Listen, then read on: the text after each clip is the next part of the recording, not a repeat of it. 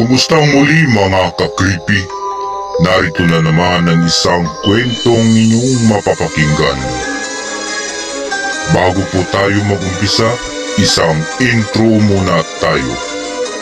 Siya nga pala, meron po tayong guest narrator ngayon.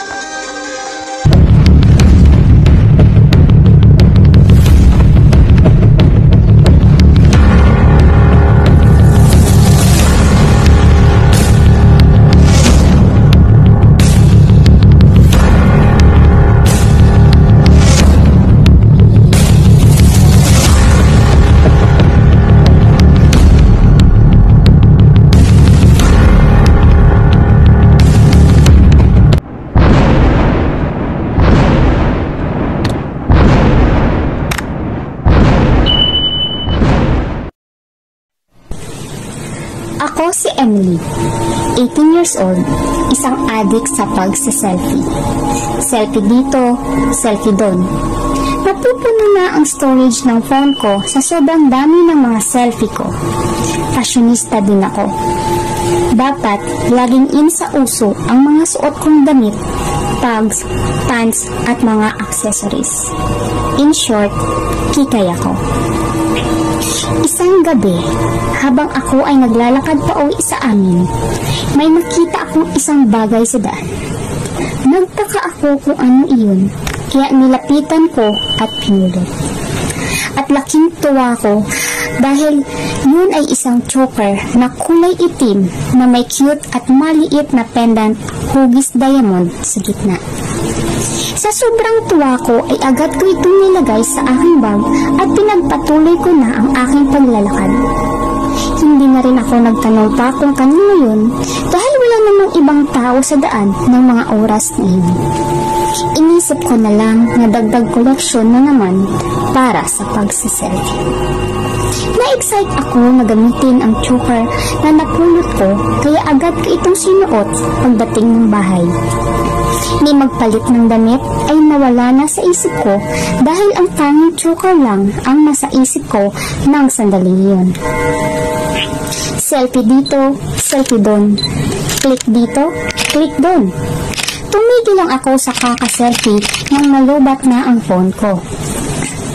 Habang isasaksak ko na ang charger, ay may anong bigla na lang dumaan sa likuran ko. Nagulat ako at nagtaka kung sino. Dahil ako lang naman ang tao sa bahay since si mama ay night shift sa trabaho niya. Lumingon ako para tingnan kung sino ang dumaan, pero wala akong nakita. Lumabas ako ng kwarto at hinanap sa loob ng bahay kung may ibang tao ba akong kasama, pero wala. Bumalik ako ng kwarto at humiga sa kama dahil pagod din ako. Habang nakahiga ako ay pinagmamasdan ko ang choker na suot ko gamit ang maliit na salamin. Habang hawak ko ang pendant ng choker ay nararamdaman ko na lumamig ang buong paligid ng aking kwarto. Nanigas ang aking katawan habang naramdaman kong nagsitayuan ang aking mga balahibo sa kamay. Ang choker na suot ko sa aking leeg ay kusang pasikip ng pasikip na para akong sinasakal. Nangingibabaw ang takot ko ng mga oras na iyon, lalo na nang may biglang lumitaw sa harap ko. Maganda ang kanyang suot na parang fashionista pero nakakatakot ang kanyang itsura. Duguan ito at nanlilisik ang mga mata. Nakatingin siya sa akin na parang galit na galit. Pinilit kong bumangon ng kama pero hindi ko magawa. Parang kontrolado ng choker niyon ang katawan ko habang ang babae ay palapit ng palapit sa akin. At bigla niya akong sinakal habang titig na titig sa aking mga mata. Hindi ako makagalaw ng sandaling iyon kaya nagdasal na lang ako na sana mawala ang babae sa harapan ko. Sa sobrang higpit ng pagsakal niya ay nawalan ako ng malay. Nagising ako sa lakas ng hampas sa akin. Si mama pala. Nagtaka bagaman ay kinapkap ko ang aking sarili at nagpasalamat dahil buhay pa pala ako. Tinanong ko si mama kung may nakita ba siyang babae pagdating niya, pero ang sagot sa akin ay wala.